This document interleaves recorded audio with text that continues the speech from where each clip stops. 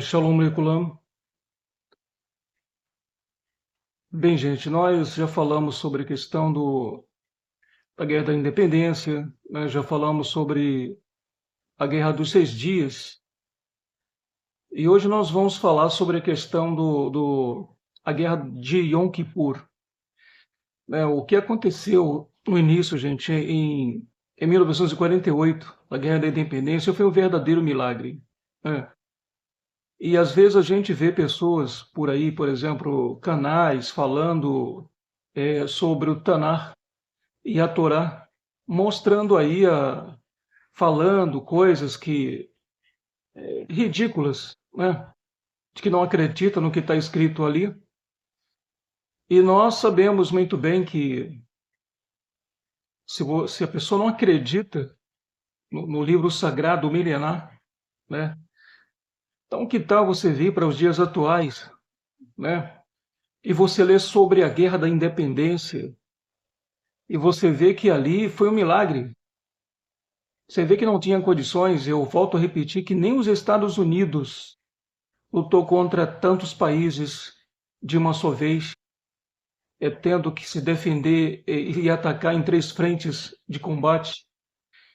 E nós vemos o que aconteceu com Israel, nós vemos o que aconteceu com os nossos antepassados, né? Porque até 1948 não existia o termo israelense. Israelense passou a existir a partir do momento que Israel voltou a existir novamente, né? Que, como já falamos, no tempo, né, há milênios, há um milênio e há quase 2 milênios atrás, né? Você sabe que o Império Romano atacou a Judéia, ali era chamado de Judéia, né? Porque há tempos anteriores, no tempo anterior, Israel se dividiu, como aconteceu com o Vietnã, né? Vietnã do Norte, Vietnã do Sul, e como aconteceu, como é hoje as Coreias, a Coreia do Norte e a Coreia do Sul. Ali, antes de haver a Coreia do Sul e a Coreia do Norte, já havia somente uma Coreia só, era apenas um país. Houve uma guerra civil e se dividiram em duas. Então, hoje há a Coreia do Norte e a Coreia do Sul, até os dias de hoje. O que aconteceu com Israel há muitos e muitos tempos atrás, porque Israel foi um reino unido, né? No tempo que Shemuel, ele liderava Israel. Depois o primeiro rei foi o Shaul. Depois de Shaul, David. Depois de David, Shlomo. E você sabe que Israel teve apenas 3 reis, né, no Reino Unido. Então depois da morte de Shlomo, houve uma divisão, né, uma guerra civil. Não houve uma guerra civil, mas uma divisão, né, no território em que algumas tribos dividiram os territórios. Algumas ficaram para o lado do norte, permaneceram com o nome de Israel, mas só que a sua capital é a Shomron, né, chamado de Samaria. E o Israel do Sul, né, ficou com o nome de Reino de Judá. Reino de Israel ao norte, Reino de Judá ao sul, porque o território de Judá era bem grande, e ali ficou também o território de Benjamim, né? Os levitas ficaram no reino do Israel do Sul, né? E houve essa divisão. Então Israel se tornou 2 reinos, como é hoje a Coreia do Norte e a Coreia do Sul durante milênios. Então a Coreia do, ou seja, durante anos, perdão. Então durante anos, gente, durante um tempo, depois de um tempo, a Coreia do Norte, ou seja, o Israel do Norte perdeu o temor a Deus, né? Começou a se afastar de Deus e Deus permitiu que o reino assírio, não estou falando da Síria, mas assírio, o reino assírio, ali mais ou menos na região da Turquia, não estou falando da Síria, ao norte de Israel, mas do Império Assírio, né? Lá em cima, mais ou menos no leste da Turquia. Então surgiu ali o Império Assírio e ele atacou Israel do Norte e acabou com Israel do Norte. Ficou existindo apenas o Israel do Sul. Então milhares e milhares de israelitas do Israel do Norte passaram por Israel do Sul. Então aí, como eu já falei anteriormente, surgiu o termo judeus, né? Porque o reino do Israel do Sul ficou sendo chamado de reino de Judá, por causa do território de Judá, que era um território muito grande. A tribo de Judá tinha um principado com um território grande, muito grande mesmo. Então, durante muito tempo, Israel ele passou a ser chamado de reino de Judá, posteriormente de Judeia, né? E quem morava no reino de Judá, porque o reino de Israel do Norte tinha sido destruído, não existia mais o reino de Israel do Norte, só Israel do Sul, com o nome de reino de Judá, posteriormente chamado de Judeia, né? E o que nós observamos é que todos os israelitas passaram a ser chamados de judeus, erroneamente, né? Porque judeu é o termo para os da tribo de Judá, né? Da tribo de Judá, então, é judeu, né? Ah, da tribo de Judá. Então, tu és judeu, né? Da tribo de Shimon, né? Simeonitas, da tribo de Dan, os danitas, né? É, e assim sucessivamente, né? Todos aqueles que passaram para o reino do Israel do Sul, né? Passou a ser chamado de judeus, mas ali é como se fosse um termo de nacionalidade e não um termo étnico, porque o termo étnico se aplica à tribo de Judá, né? E não a todos os outros israelitas, como acontece ainda hoje de forma errada, né? Então o tempo se passa, gente, impérios e mais impérios se levantam, né? E depois, com o tempo, o reino de Israel do Sul, né? Ele desobedece a Deus e se levanta o Império Babilônio e ataca o Israel do Sul, vence o Israel do Sul, né? E ali muitos israelitas são levados lá para a Babilônia, lá para Bavel, né? Porque ali naquele momento o Império Babilônico é o maior naquele momento e ele destrói o reino do Israel do Sul. Até que surge o Império Persa, que se levanta também, destrói, né, o Império Babilônico e manda que todos os israelitas que estão na Babilônia, que estavam proibidos de voltar para Eretz Israel, eles voltem, né, novamente. E mais uma vez, realmente, eles voltam para Jerusalém, reconstrói tudo que foi destruído e voltam a habitar ali, né, aos poucos. E nós vemos que o tempo se passa, volta a ser um reino novamente, e o tempo se passa, mas só que ele não volta com o nome o nome de Israel, volta com o nome de reino de Judá ainda, ou Judéia. Até que chega o momento do Império, pulando algumas partes, vamos dizer assim, vamos logo para o Império o Romano, né? Até que chega o Império Romano, né? Passou o Império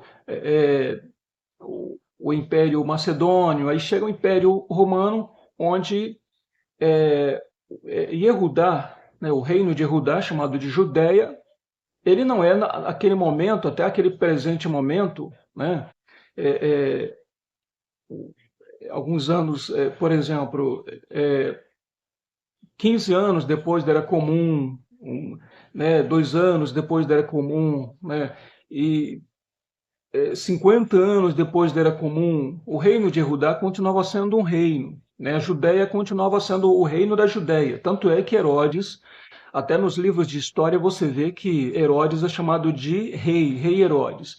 Então quem é rei? Quem reina? E ele reinava onde? Na Judéia. Então Judéia não era uma província romana até aquele momento, né? 60 anos depois da Era Comum, a Judéia continua sendo o reino da Judéia, né?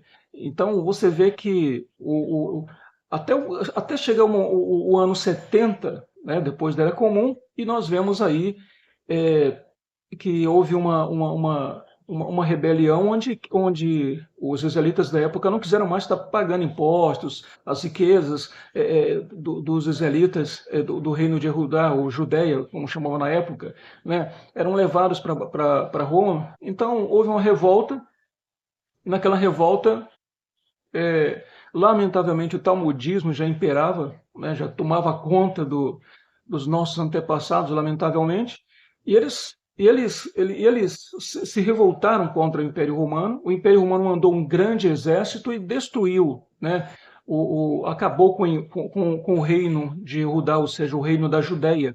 E a partir do ano 70 depois da Era Comum, é que o reino da Judéia, né, o reino de Judá, ou seja, da Judéia, ele deixa de ser um reino, né, e passa a ser uma província romana. Então, a partir dessa data, a partir da data de 70 depois da Era Comum, é que nossos irmãos israelitas se espalham pelo mundo, e onde nascem, né, se nasce na Polônia, polonês, e por isso não existia, né, antes da criação desse atual Estado de Israel, o termo israelense, tá bom, gente? Não existia termo israelense, não existia judeu israelense, não existia, tá bom, gente? Entenda bem. Não existia judeu israelense durante muitos e muitos anos, durante quase 2.000 anos não existia. Existia judeu polonês, porque os descendentes daqueles que foram expulsos do reino da Judéia, no ano 70 depois da Era Comum, eles foram nascendo, por exemplo, em outros países, e ali, é claro, ia tendo a nacionalidade do país aonde nasciam, né? Então, durante a Primeira Guerra Mundial, durante a Segunda Guerra Mundial, não existia o termo israelense, tá bom, gente? E não existia judeu israelense, não existia israelita israelense, não existia, tá bom, gente? Existia israelitas alemães, existiam israelitas portugueses, existiam israelitas que chamam comumente judeu, né? Mas eu quero, né, manter o termo correto, nem todos são da tribo de Judá. Então, existiam judeus brasileiros, judeus espanhóis, né? E assim, gente, né? Não existia o termo israelense até 14 de maio de 1948. Tá bom? Então, às vezes, muitas pessoas confundem e às vezes querem ironizar, sendo que, na verdade, antes dessa data, da data da Guerra da Independência, não existia nenhum israelita israelense, né? Não existia judeu israelense, não existia, tá bom? Esse termo surgiu no dia 14 de maio de 1948, tá bom, gente? Então, faz o quê? 73 anos, né? 73 anos que existe esse termo israelense, né? Israelense pode ser um cristão, israelense pode ser islâmico, israelense pode ser um budista, israelense pode ser, né, um praticante do israelismo, né? Ou como chamam aí, judaísmo, né? Então, gente, então você vê, se você olha para a Guerra da Independência, Israel sendo atacado pelo norte, pelo leste, pelo sul, por vários países, pela Liga Árabe, que eu posso comparar a Liga Árabe à OTAN, né, gente? Que é uma aliança de países. Quando você ataca um, os outros vão para cima e atacam também. Então você não vai lutar contra um país, vai lutar contra vários países ao mesmo tempo, e vai ser um país só que vai ir para cima de você, serão vários países. Foi o que aconteceu em 1948. 19 anos depois, na Guerra dos Seis Dias, né, a gente vê outro grande milagre, porque os países da Liga Árabe achavam que ali foi sorte, né? Eles achavam, foi sorte, então vamos nos preparar e atacar de novo. Atacaram novamente 19 anos depois, em 1967, e foram derrotados novamente, mesmo atacando, quando se prepararam para atacar, como eu já falei, né? Às vezes a melhor defesa é o ataque, quando os nossos irmãos israelitas da época achavam que iriam ser atacados, eles atacaram, de repente bombardearam as bases aéreas do Egito, da Jordânia, e saiu aí atacando os inimigos, e antes deles decolarem, saírem, né, do chão, dos seus aeroportos, eles foram destruídos, os aviões dos inimigos, né, e tanques de guerra e tudo mais, e foram atacados, foram surpreendidos, né? Achavam que ia atacar, foram atacados algumas horas antes e foram surpreendidos e perderam a guerra. Então, mesmo estando cercado pelo norte, pelo sul e pelo leste, né, Israel venceu essas guerras. E nós vemos um segundo grande milagre fora do Tanar, né, gente?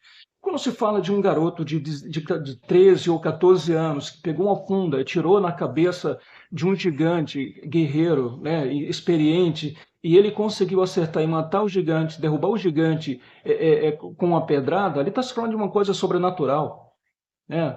Então esses autores desses canais aí não podem olhar as coisas espirituais de forma como eles veem, como comparando uma coisa comum com uma coisa né, comparar uma coisa espiritual, sobrenatural, com uma coisa comum. Estamos falando do sobrenatural. Quando a gente fala de Deus, a gente está falando que nós acreditamos, se nós acreditamos em Deus, nós acreditamos em milagres.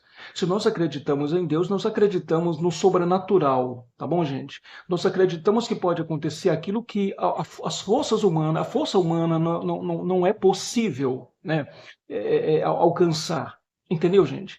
Então eu quero falar novamente agora, não mais da Guerra da Independência, que foi um grande milagre, da Guerra dos 6 Dias, que foi um grande milagre. Em 6 dias Israel derrotou seus inimigos, né? Tendo que atacar e se defender em 3 frentes de combate, pelo norte, pelo leste e pelo sul. Mas os inimigos de Israel, né? Eles se prepararam durante 6 anos. Eles disseram, não, isso foi sorte de novo, né? Eles não aprenderam a lição, né? Isso foi sorte, vamos preparar. Aí compraram um montão de aviões melhores da União Soviética, da ex-União Soviética, no tempo da União Soviética. Compraram, a Liga Árabe comprou um montão de tanques, um montão de lançadores de mísseis. Se equiparam, disseram, agora sim, agora Israel vai se acabar, nós vamos destruir Israel, né? Esses israelitazinhos aí que sobraram da Segunda Guerra Mundial e que vieram aqui para o meio do nosso para o nosso meio islâmico, né? Líbano, Síria, o norte, né? E alguns outros países como Turquia, leste, né? Jordânia, Iraque, sul, sudeste, todo rodeado Israel ali no meio, né? Um país israelita no meio de países árabes. Então, esses países árabes, eles não subestimaram o Deus de Israel, né? Subestimaram o nosso Deus, subestimaram o nosso Criador. Eles disseram, isso é sorte de Israel. Mas como é que a gente ataca? Eu acredito que eles deveriam ter aprendido a lição no primeiro ataque, na Guerra da Independência. Nunca mais atacar Israel, temer a Deus. Eles se atemorizar e não atacar mais Israel. Mas não temeram. 19 anos depois, na Guerra dos 6 Dias, atacam novamente. Eles não temeram e não aprenderam a lição e atacaram Israel novamente 6 anos depois da Guerra dos 6 Dias. Entendeu, gente? Que foi a Guerra de Yom Kippur. Dessa vez, é claro, começou os movimentos, o Egito movimentar suas tropas, seus blindados na fronteira de Israel ao sul, né? Da mesma forma a Síria ao norte. Israel, quando percebeu, disse para a primeira-ministra da época, né? Vamos atacar como aconteceu na Guerra dos 6 Dias, vamos surpreendê-lo, né? Porque é melhor a gente atacar antes que ele nos ataque. Mas como ela estava, né, o governo de Israel na época estava em negociação, é claro que Israel tinha se equipado também de material bélico comprado dos Estados Unidos, né? Então, a Liga Árabe era abastecida pela União Soviética, enquanto que Israel era abastecido pelos Estados Unidos, e compraram um montão também de equipamentos, porque estamos cercados de inimigos, atacaram, pode atacar de novo. Então eles estavam equipados também, mas é claro, é um país contra vários países, né, gente? Então, essa negociação não deu certo, né? O rei do Egito queria somente ganhar tempo, então estava fazendo com que a primeira-ministra de Israel na época, ficasse somente falando, conversando com ele. Enquanto isso, ele ia posicionando os tanques, os seus aviões, estudando como seria o ataque. E foi o que aconteceu, né? Até um dos grandes generais da época, né, Moshe Dayan, ele orientou, né, orientou a, a, a primeira-ministra da época que autorizasse o ataque, mas ela não, vamos continuar conversando, negociando, né?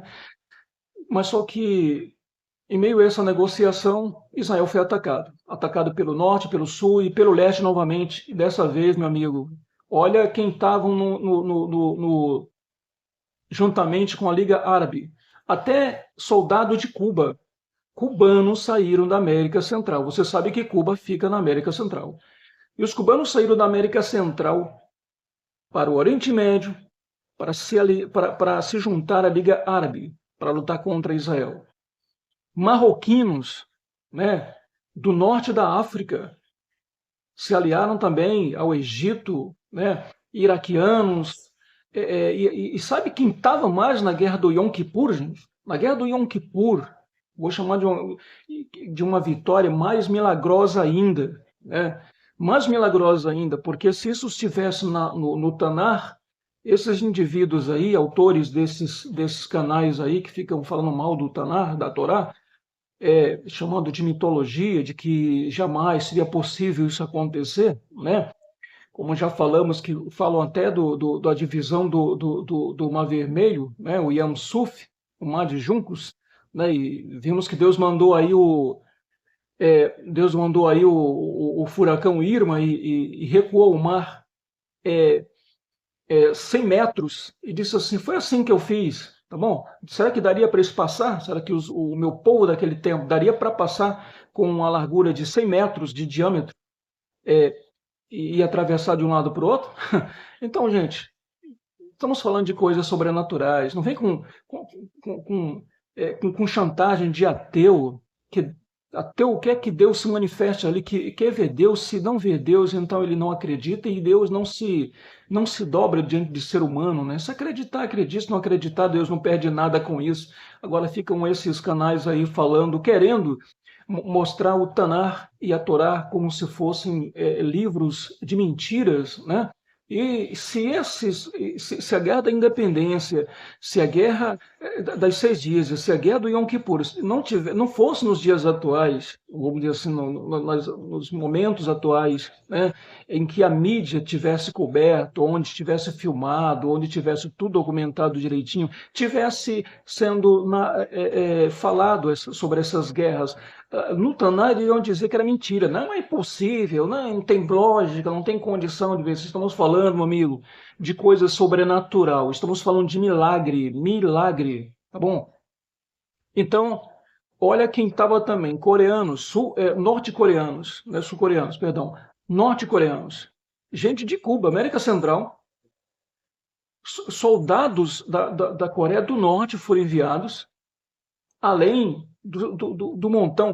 9 países se juntaram para destruir Israel, porque daquela vez, diga assim, olha, escapou da primeira, escapou da segunda, mas dessa vez vamos destruí-los, porque a primeira vez foi sorte, segunda vez para eles foi sorte também, então atacaram pela terceira vez na guerra de Yom Kippur.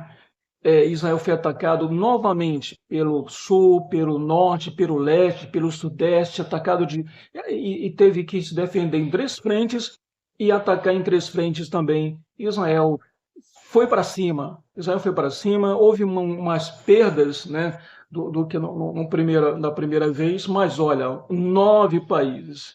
Você já ouviu falar que os Estados Unidos lutou contra 9 países? Já ouviu falar? Recentemente, nós estamos vendo aí a guerra, a Rússia foi para cima da Ucrânia, nós estamos vendo que a Rússia está tendo dificuldade contra a Ucrânia, né? E é um país contra um país. Agora, Israel, naquele tempo, não teve ajuda da ONU, não teve ajuda de soldados americanos, não teve ajuda de país algum. Israel estava só contra 9 países, disse 9 países.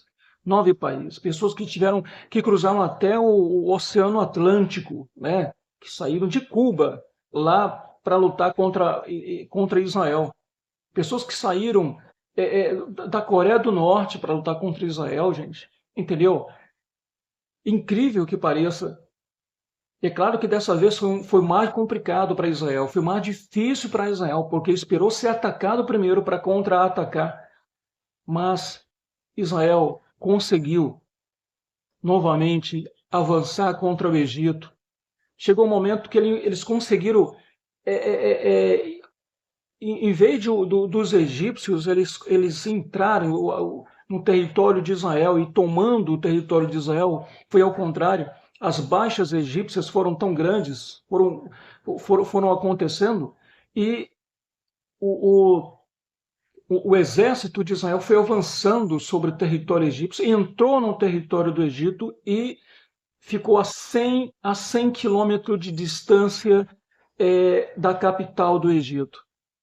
Israel também conseguiu empurrar os sírios e seus aliados pelo norte, invadir o território invadiu o território da Síria e chegou perto da capital da Síria, pisou em solo sírio, então ampliou seu território. Então, bombardeios e mais bombardeios, né? Artilharia pesada para cima, para lá e para cá. E Israel diz assim: nós vamos lutar até o último homem, a gente não vai se entregar, né?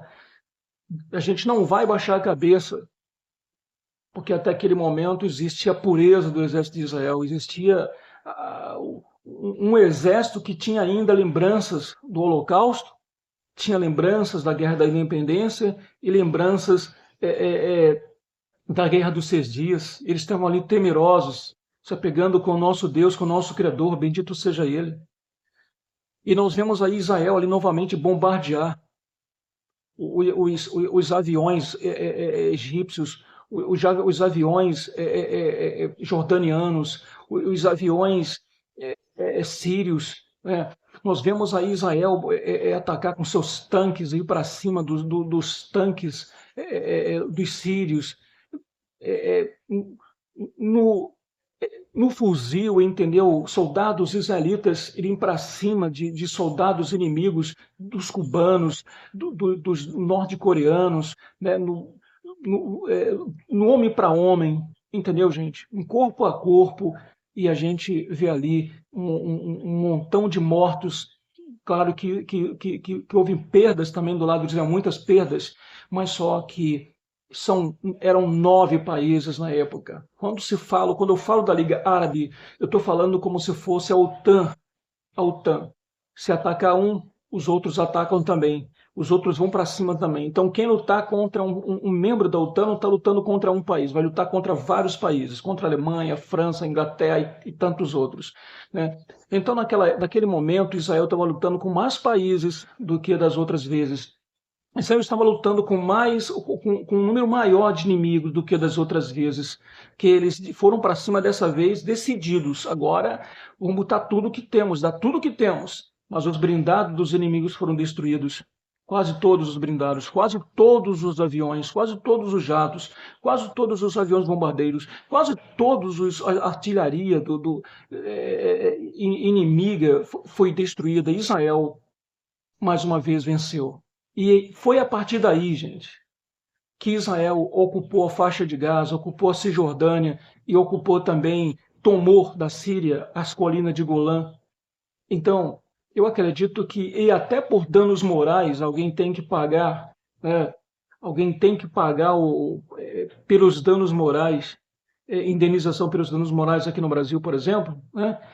Então, como é que os inimigos atacam Israel e não vai ter consequência? Tem que ter consequências. Israel tomou as colinas de Golã do Egito, da Síria até hoje, e realmente as colinas de Golã é um ponto estratégico de guerra, né? E Israel diz que não vai devolver, e está correto, Israel não deve devolver. O único erro que Israel cometeu foi não acabar de uma vez com a faixa de Gaza, Cisjordânia. Hoje o mundo não lembraria mais. Entendeu, gente? E essas pessoas aí que se autodenominam palestinos estariam morando em outros países aí, como muitos estão, e não estaria sendo um problema para Israel. Então, quando Israel ataca os palestinos, então o mundo se revolta contra Israel, mas lamentavelmente, como ele foi atacado naquele momento, que era o momento de Israel dizer assim: agora vocês vão pagar pelos danos materiais, pelas perdas, vocês nos atacaram, vocês mataram pessoas, vocês destruíram pessoas aqui em Israel, então vocês causaram danos materiais. Danos materiais. Então agora vocês vão pagar, a faixa de Gaza é nossa e agora a Cisjordânia é nossa, porque era para ter um país israelita no Oriente Médio e um país com o nome de Palestina para os palestinos, mas eles não quiseram. Eles foram para cima de Israel, ele queria destruir Israel, não queria israelitas ali, ele queria acabar com o restante que sobrou da Shoah, do tempo da Shoah, não queria israelitas ali, um território israelita ali, no meio dos territórios islâmicos, né? Então, eu tenho certeza, se Machia, né, existisse, já estivesse naquele tempo, Machia ia tomar a faixa de Gaza, não ia devolver mais, e aqueles palestinos iam ter que ir para os países islâmicos, morar por lá, né? E não seria hoje um problema para Israel. E o mundo não se lembraria mais, entendeu, gente? Quando o mundo está já esquecendo, então lá vem os palestinos, joga foguete, Israel contra-ataque, o mundo se revolta contra Israel. A Cisjordânia também não era para existir. Então, eu acredito que todos os países que atacaram Israel naquela época, né, eles deveriam ter perdido muito mais território como consequência pelas mortes que houve em Israel, pelo ataque deles, que partiu deles, porque tudo que Israel queria era ser reconhecido. Me reconhece como nação e a gente vai, digamos assim, viver em paz. Então, como diz um certo ditado, se os inimigos de Israel largarem suas armas, haverá paz no Oriente Médio. Mas se Israel largarem as armas, se Israel largar as armas que tem, Israel será destruído. Então, Deus não faz aquilo que nós podemos fazer. Então, Israel tem investido na marinha, tem investido muito na aeronáutica, tem investido muito no seu exército, nas forças armadas, e porque continua estando cercado por seus inimigos. E nós vemos ali Israel vencer 9 países. Nós vemos Israel vencer 9 países, não é a Torá, não é o Tanar que está falando, são os livros de história, são coisas, podemos dizer, coisas recentes, né? Coisas recentes, de um país recente, de um país que tem 73 anos, mais ou menos. Entendeu, gente? Então nós vemos aí um grande milagre. Eu pergunto a gente desses canais idiotas que fica falando da Torá, do Tanar, que fica colocando dúvida, né, sobre a questão do nosso livro sagrado. Lembre-se, os filisteus não existem mais, mas Israel existe, o povo de Israel existe ainda. O nosso povo israelita não é um mito, não é um povo extinto, né? Não é um povo extinto, é um povo que existe até hoje. Onde estão os midianitas? Onde estão os filisteus? Onde estão os celtas? Onde estão? Que não são nem falados aqui, citados no Tanar. Onde estão os celtas? Onde estão outros povos que sumiram e desapareceram? Mas o nosso povo israelita, mesmo cercado de inimigos, odiado por todo mundo, né, continua existindo até hoje. E você dizer para mim que isso aí não é milagre, olhar com os seus olhos de ateus, né, e querer falar que o nosso livro sagrado, né, não conta a realidade, que é um livro de mentiras, né? Então vem para essas histórias aqui que não estão no nosso livro sagrado e você vai ver o que é milagre. Você já viu algum país no mundo lutar contra vários países ao mesmo tempo? Israel lutou contra 9. Israel lutou contra 9 países. Venceu todos eles. Depois dessa terceira guerra, da guerra de 1973, né, que é a guerra de Yom Kippur, né, então o Egito passou a reconhecer, olha, então tá, para haver paz entre nós, eu vou ter apenas que reconhecer você como nação, então a gente, né, reconhece Israel como nação e fez, né, paz com Israel. Né? Sendo que a Síria até hoje não reconhece Israel e não tem paz com Israel. Disse, enquanto a gente existir, Israel não vai ter paz e Israel e não tem acordo com Israel. Como o Irã também, que é um país islâmico, e diz que também não reconhece a existência de Israel e que vai varrer Israel do mapa de qualquer jeito, de qualquer maneira. Né? E que enquanto eles viverem, Israel também não vai ter paz. O que disseram os iranianos. Né? Então, queridos, Israel, com o passar do tempo, deveria se espiritualizar mais, ter prazer na sua espiritualidade, na sua religião, né? E restaurar, né, os princípios da Torá, o que está escrito na Torá. Mas o que nós vemos, gente, lamentavelmente, um crescente mundanismo em Israel. Israel se torna cada vez mais secular. Israel está se esquecendo do seu Criador, dos livramentos dados na guerra da independência, dos livramentos dados na guerra dos 6 dias, do livramento dado na guerra do Yom Kippur, porque isso foi um grande milagre. Vemos Deus aí, vemos a manifestação divina aí, do nosso Criador. Israel está com um exército cheio de idólatras, lamentável. O exército de Israel está cheio de idólatras. Se você lê os noticiários de hoje, o exército israelense, o exército de Israel não é mais o exército da guerra da independência, da guerra dos 6 dias, da guerra de Yom Kippur. Né? Veja quantas pessoas lá, palestinos, se esfaqueando, soldados israelenses. Eu pergunto, esse cara está dormindo?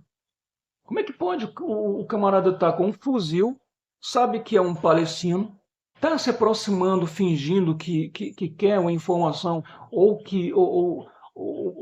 já está mostrando que vai para cima dele, e ele não reage, ou se reage, mostra que o seu despreparo é grande, e lamentavelmente nós estamos vendo aí soldados israelenses perdendo armado de fuzil, perdendo para um palestino armado com a faca. Isso aí, vou dizer, é o afastamento do nosso Deus, tá bom? O talmudismo está crescendo em Israel, lamentavelmente. Nós vemos aí as manifestações da maior parada gay do Oriente Médio. Israel se orgulha disso.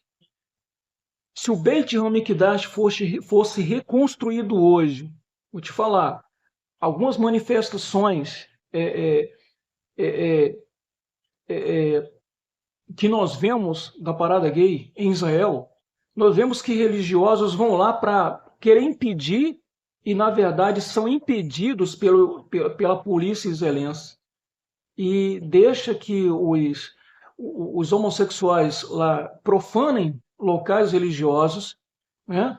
Faltem com respeito a coisas sagradas, vão para Jerusalém, que é a nossa a cidade sagrada, e alguns, não todos os religiosos, mas alguns tentam impedir, são impedidos e até são arrastados e até espancados por soldados israelenses, né? Então, lamentavelmente, Israel ele não está querendo agradar a Deus. Israel está agradando ao mundo. E o exército israelense de hoje, o exército israelita de hoje, não é mais o exército, que não é mais um exército israelita, é um exército misto, com um goi no meio, cheio de idolatrias, enquanto alguns invocam ao Criador, né? Tem alguns invocando a criatura, né? Chamando por criaturas diversas no exército de Israel, porque Israel não está vivendo para Deus, está vivendo para o mundo. Ele quer agradar o mundo. Ele está, digamos assim, fazendo de tudo para que o mundo goste de Israel. E mesmo com essa atitude, o mundo não vai gostar de Israel, né? Então, o que nós vemos aí é que o afastamento é grande. Se o Beit HaMikdash fosse reconstruído, eu tenho certeza que a polícia israelense ia permitir que os homossexuais entrassem no Beit HaMikdash, faltasse com respeito a coisas sagradas, profanasse os locais santos do Beit HaMikdash, porque eles tinham que ser, né, autorizados, porque senão é discriminação, que se dane a discriminação. Cada um escolhe o seu caminho, local religioso é para religioso, local de pessoas não religiosas é outro local. Não pode pessoas não religiosas invadir um local religioso e profanar um local, porque aquele local é sagrado. Aquele local pode não ter importância, né, para os não religiosos, mas tem importância muito grande para os religiosos. Então é um local que tem que ser respeitado. É como se diz o ditado, se tu quer respeito, então tu respeita. Que tu vem entrar dentro da minha sinagoga se tu escolher um caminho diferente? Se tu escolhe um caminho diferente, então segue o teu caminho, que eu sigo o meu. Eu não vou na tua área e tu não vem na minha, né? Eu não vou te faltar com respeito, então não quer que eu te falte com respeito, então não me falta com respeito. Então, lamentavelmente, gente, Israel está se secularizando cada dia mais.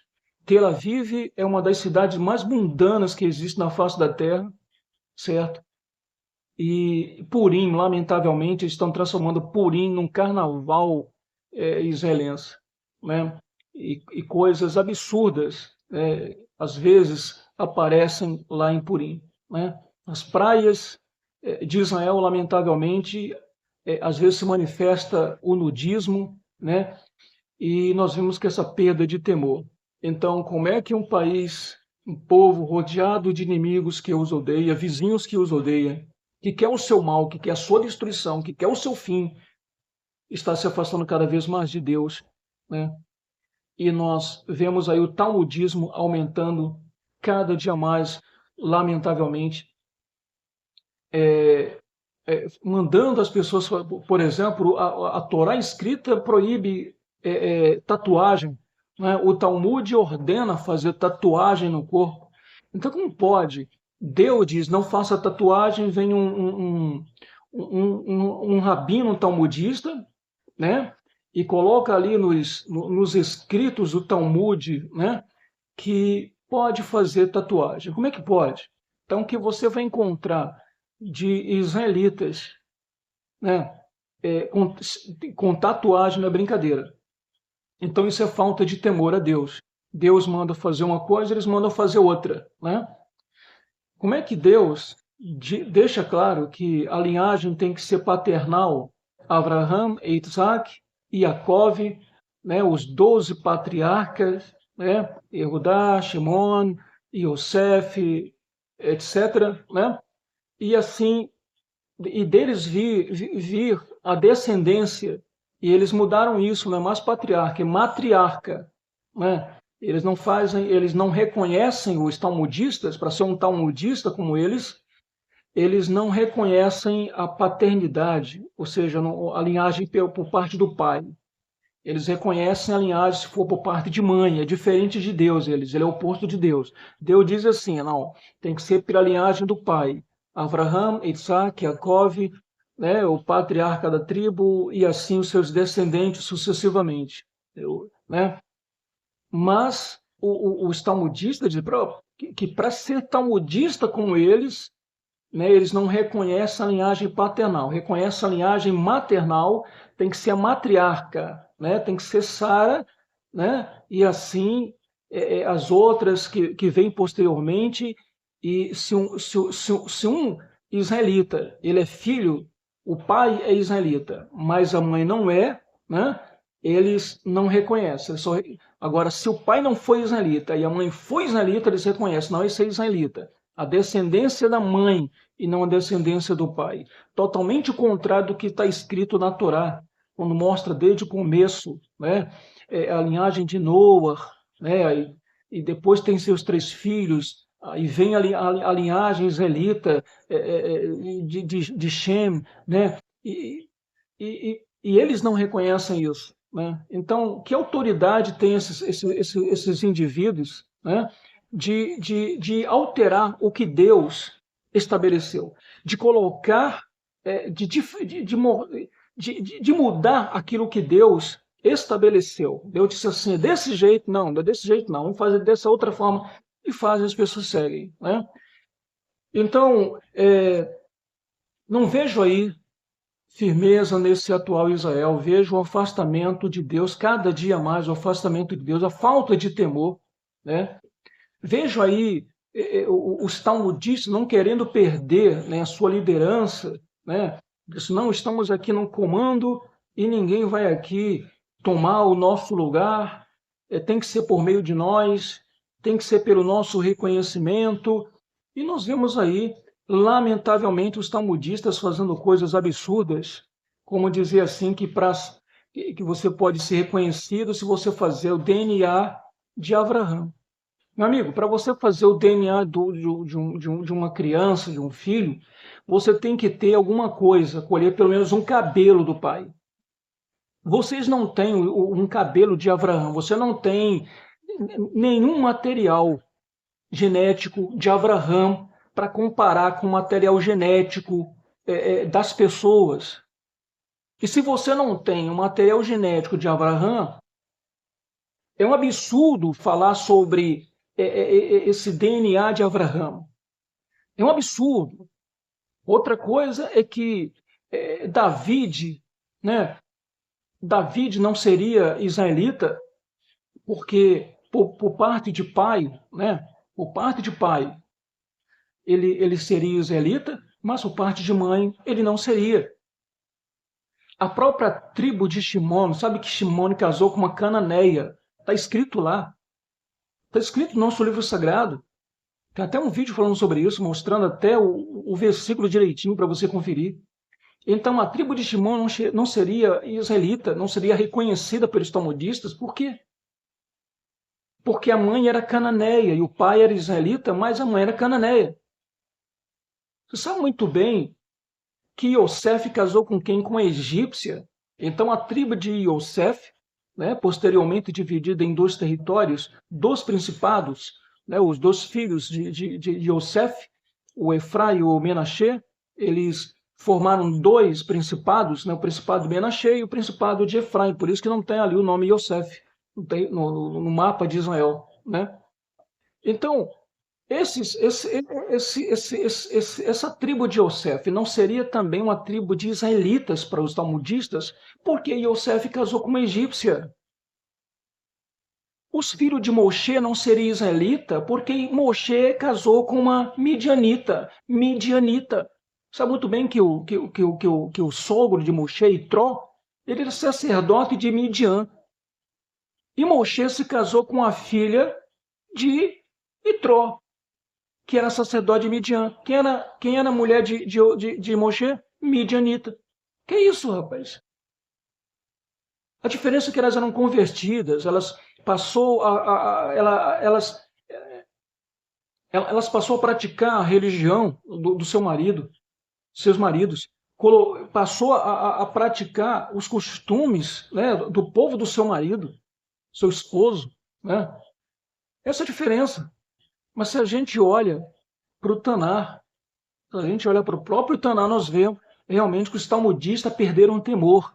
Perderam o temor. De um lado, né, eles ficam com toda essa burocracia, lamentavelmente, que se afastando, vou chamar de apostasia, porque talmudismo é apostasia, entendeu? Talmudismo é apostasia.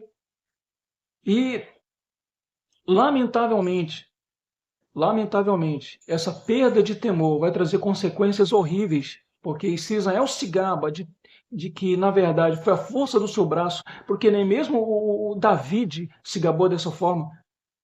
Davi disse assim que não confiava na força do seu braço, nem na sua espada, nem no seu escudo. Mas a vitória que ele alcançou não foi pela espada, mas foi Deus que lhe deu a vitória. Foi o seu escudo que lhe deu a proteção. Mas hoje, o Israel de hoje se gaba, né, das suas forças amadas e não de Deus, e não se orgulha de Deus e sim das suas forças amadas. É claro que tem que se preparar. Mas só que estão se afastando cada vez mais. O talmudismo aumentando, né? Lamentavelmente, um afastamento cada vez maior do que Deus ensinou para aquilo que o homem ensinou, o ser humano ensinou, lamentavelmente. Então, é um absurdo tudo isso, né, que está sendo ensinado por aí e a multidão segue. Né? Então, nós preferimos ser minoria, tá bom, gente?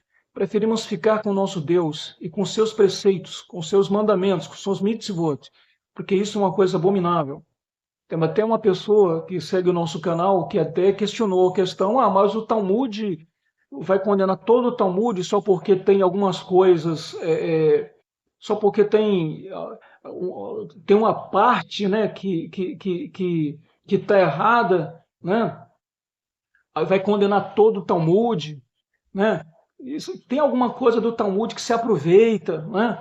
Meu amigo, eu pergunto para você, quer dizer que só porque um prefeito ele é um bom administrador, se ele for corrupto, deixa ele aí.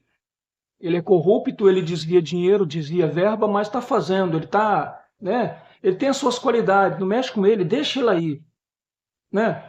Da mesma forma, o governador é corrupto, ele continua, né, praticando atos de corrupção fora do comum, todo mundo está vendo, a Polícia Federal está vendo, né, as autoridades estão vendo, mas deixa ele aí porque ele é corrupto, mas só que ele tem suas qualidades, né, deixa ele aí. Né? Então, seja um prefeito, seja um governador, seja um deputado, seja um presidente, o presidente da República, seja quem for, quer dizer, se ele pode ser corrupto do jeito que for, mas se ele tiver alguma qualidade, deixa ele aí, né? Então, É um absurdo isso aí. Aquilo realmente, gente, é o seguinte: nós não somos talmudistas. A Torá escrita, tá bom? Foi a que Deus nos deu e é essa que nós vivemos, a Torá escrita. Então, que possa, né, os nossos irmãos se despertarem antes do tempo, no tempo certo, né? Porque nós não sabemos o que vem por aí, tá bom, gente? Uma nova aliança de países está se formando, Rússia, Coreia do Norte, China, e todos esses países têm bombas atômicas. Vai chegar um momento, é claro, Estados Unidos e a OTAN têm bombas atômicas e são temidos. Esses países são temidos. Mas chega um momento que também Rússia, Coreia do Norte, China, posteriormente o Irã, né, vai conseguir proliferar bomba atômica também, né? Então esses países fazem também uma aliança, né? Então, de um lado, países da OTAN cheio de ogivas nucleares, do outro lado, uma liga de países como Rússia, China, Coreia do Norte e outros que também estão cheios de ogivas nucleares, né? Então, eu pergunto, o que vai ser de Israel, né? Se Israel não confiar em seu Deus, não se aproximar do seu Deus, do seu Criador, bendito seja Ele, e ficar confiando na força do seu braço, no seu escudo, né? Coisa que David Meller não tinha, que era a arrogância, mas tinha a humildade de reconhecer que Deus estava com ele nas guerras que ele guerreava. Então, que o nosso povo possa se arrepender do talmudismo, porque talmudismo é apostasia, e nós abominamos o Talmud, e Talmud não faz parte da nossa vida e jamais vai fazer. Então, que Deus possa realmente, ou seja, que essas pessoas possam, jamais Deus vai obrigar ninguém a fazer nada, mas que essas pessoas possam se libertar do Talmud e mergulhar na Torá escrita e temer a Deus, né? E libertar-se de tudo aquilo realmente que não agrada ao nosso Criador, como esse livro chamado Cabala, que é como se fosse o livro de São Cipriano, entendeu, gente? Esse livro Cabala é um livro de feitiçaria, né, que é um derivado também do Talmud, lamentavelmente, e nosso Deus condena a feitiçaria, né? Nosso Deus, entre vós, deixando claro, entre vós não haverá feiticeiro, nem agoureiro, né? Nem prognosticador. E esse livro de Cabala tem sido ensinado e está crescendo o número de pessoas que estão seguindo a Cabala, lamentavelmente, e deixando Deus de lado, né? É uma pena, né? Mas nós somos minorias, mas vamos continuar fiéis ao nosso Deus e aos mandamentos que Ele nos deu e que nos concedeu, sem aumentar e sem diminuir, né? Sem colocar água que Ele não mandou no ceder de Peça, sem colocar maçã com mel no ceder de Peça, sem tomar vinho no ceder de Peça e sem fazer outras coisas que Deus não mandou, nem aumentar, nem diminuir, mas temer a Deus, fazer do jeito que Ele ordenou, porque Deus é Deus e homem é homem, ser humano é ser humano, tá bom, gente? Deus é eterno, ser humano é um mortal que tem que temer a Deus e ter um pouco não, ter muito mais respeito pelo Criador, que eu acho que é o que está faltando no meio dos talmudistas, temor a Deus, e eu acho isso um grande desrespeito, né? Então, que nosso Deus possa abençoar todos vocês. Lehitraot.